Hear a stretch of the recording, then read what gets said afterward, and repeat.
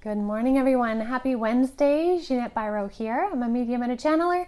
Welcome to your Wednesday Wisdom with Spirit, where we dive into whatever spirit messages come through. So whether that happens in mediumship or channeling, I have no idea what it is today at all. Sometimes I get a little inkling, just as I kind of sit down. Today, I don't know. So we're going to dive in and see. All right, so if it's channeling, if you're new to my channel, if it's channeling, I will keep my eyes closed the whole time, and there's just kind of a deeper blend with my spirit guides and myself, and the messages just come directly through. If it's mediumship, usually I'll have my eyes open after I tune in, and I'm basically being the interpreter between what spirit is saying and how I can share the message. So I'm just going to tune in for a moment with my eyes closed and see who's here, and we'll go from there.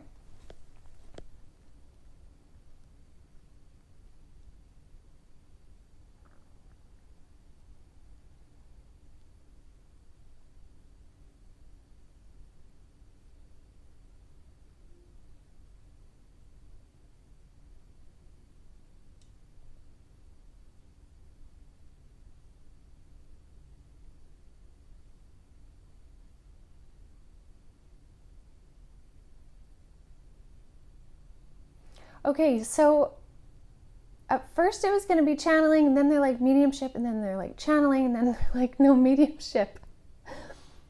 That sometimes happens when I have my entire council, which is quite funny. So the message is coming from the three guides of the light, which often they'll channel, but this one's going to be in the form of mediumship. They're talking about traditions right now, and they're saying in the energy that we're in now with 2024, many of us are going to be adjusting, they're saying altering or completely changing different traditions. Now that doesn't mean all of your traditions are going to change, but this is general message, but they're also saying this really resonates for a lot of people because there are different aspects about your traditions that will change. Some of the traditions will change based on the intellectual knowledge you have of something. So maybe you did a tradition where, I'm going to make this really out there, but maybe there's a tradition where there's like a certain animal that you eat, and you decide now that you don't really agree with that practice. So now you don't eat that certain animal at that time. And you adopt something a little bit different. Right? And again, I'm not saying be vegan or not be vegan. That's not what I'm saying here. I'm just trying to give an example of a tradition that then starts to change because your own intellectual beliefs change, okay?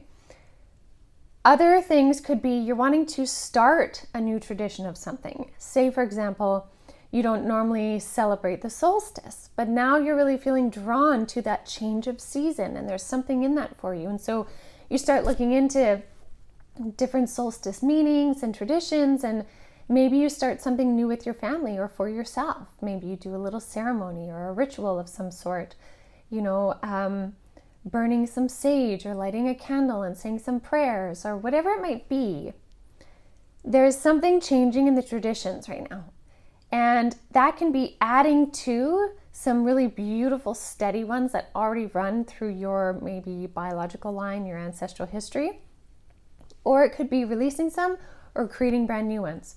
And they're saying the reason why these traditions are changing right now is because there's a big leap in consciousness happening.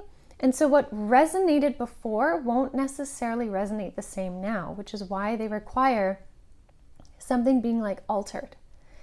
And so some people might feel guilty for releasing an old tradition, and they feel they need to keep that tradition alive, but it just doesn't resonate. Like, when it feels like two magnets are pushing against each other, that's when it doesn't resonate anymore. If it still resonates, then you continue it. Absolutely. But when it just doesn't feel like it resonates anymore, be curious about what it can be now. Because this new frequency brings in new ways to celebrate something, new ways to honor something.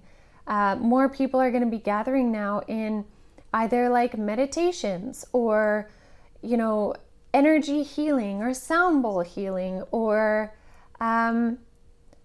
just like positive circles of sorts. Like there's so many examples they're trying to give me. It can look like so many different things. They're even showing me, like, say in family reunions, maybe what used to be just like celebrated at a hall and everyone sits at a table and eats some food now becomes a celebration where it's an outdoor picnic and there's games. Maybe Christmas adds more games for you now and you have like family competitions, like whatever it is. They're beautiful traditions being altered or brand new ones coming in. And this is to help anchor in the new energy that's at play right now.